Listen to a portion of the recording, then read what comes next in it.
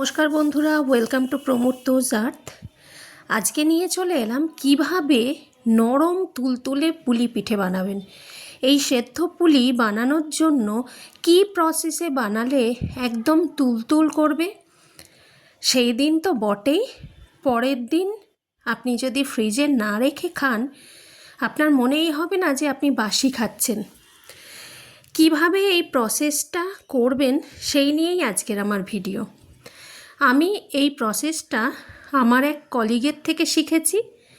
আর গ্রামের চালের গুঁড়ি তো আলাদা রকম হতো, মা করতো তখন এরকম নরমই হতো, কিন্তু আমি যখন কেনা চালের গুঁড়িতে এই শহরে আসার পর নিজে করতে শুরু করলাম তখন আমি আমার কলিগ মৌসুমিদির থেকে এই প্রসেসটা শিখেছি।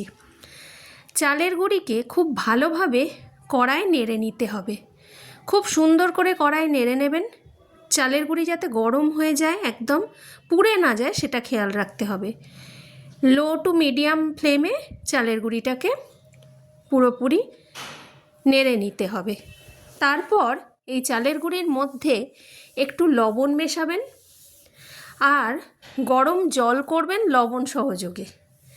সেই ফুটন্ত গরম জল দিয়ে এই গরম গরম গুঁড়িটাকে হাতে উষ্ণ উষ্ণ লাগবে, কষ্ট করে মাখতে হবে, সেরকমভাবে একটু নরম নরম করে মেখে নিতে হবে। দেখুন আমি কিভাবে এখনও চালের গুঁড়িটাকে ভেজে চলেছি। এইভাবে শুকনো খোলায় এটাকে যদি ভেজে নেন তাহলে পরের দিনও থাকবে নরম তুলতুলে। আমি ওনার থেকে শিখেই এই প্রসেসটা করেছিলাম। ভালো করে লবণ মাখিয়ে তারপর মাখতে শুরু করলাম। আর পৌষ পার্বণের বাকি পিঠের পর্ব তো চলছেই, আগে আপনাদের ভিডিও শেয়ার করেছি, আগামীতেও আরও ভিডিও আসছে, পাশে থাকবেন। তাহলে দেখুন হাতে খুব উষ্ণ উষ্ণ, কষ্ট হচ্ছে মাখতে, তাও সেইভাবেই মেখে নিতে হবে। একটু নরম নরম করে মেখে নিয়ে তারপর এই মণ্ডগুলোকে একটু ঢাকা দিয়ে রেখে দিতে হবে। ঢাকা দিয়ে রেখে দেওয়ার পর তারপরে মোটামুটি রেস্ট টাইম 20 মিনিট মতো রেখে দিয়ে তারপর তৈরি করুন। আর আমার ওই মাল্টিপারপাস অল পারপাস যে অ্যালুমিনিয়ামের পাত্র দেখুন কত সুন্দর হয়েছে, আমি ঢাকা দিয়ে রেখে দিয়েছিলাম।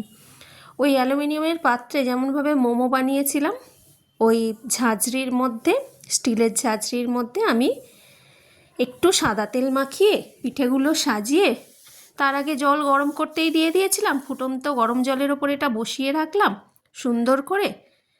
আর মোটামুটি 7 থেকে 8 মিনিট, তাতেই তুলতুলে পুলি পিঠে রেডি। অনেকেই বলেন যে পুলি পিঠে শক্ত হয়, আমি অনেকবার করেছি, শক্তও হয়েছে, কিন্তু এই প্রসেসে যদি আপনারা বানান তাহলে খুবই সুন্দর হবে। আর আপনার থেকে এই রেসিপি শিখে আবার অনেকেই লোভনীয় এই পিঠেটা বানিয়েই ফেলবে। জলখাবারে কিংবা সন্ধেবেলা কিংবা রাতের ডিনারে এই হালকা পিঠে খুবই ভালো লাগে খেজুরের গুড় সহযোগে। দেখুন আমি এর মধ্যে অয়েল ব্রাশ করে নিচ্ছি বেগুনের ডাঁটি দিয়ে। তারপর পিঠেগুলোকে একে একে সাজিয়ে দিচ্ছি। জাস্ট 7 থেকে 8 মিনিট টাইম লাগবে, তাতেই পিঠে রেডি। যেহেতু এবারে আমি নারকেলের পুরটা রেডি করে রেখে দিয়েছিলাম আগে থেকেই, তাই আমার সব রকম পিঠে বানাতেই খুব সহজ হয়েছে এবং রোজ রোজ পরিশ্রম বেশি হয়নি। একদিন বেশি পরিশ্রম করেছিলাম, তারপর প্রতিদিন সুন্দর করে এই পিঠেগুলো বানিয়ে নিতে পেরেছিলাম। প্রথমে একটা ছোট ঢাকা দিয়েছিলাম, তারপর দেখলাম এগুলো হয়ে যাওয়ার পর তুলে নিলাম। তুলে নিয়ে গরম অবস্থাতেই চাপা দিয়ে রেখে দিয়েছিলাম।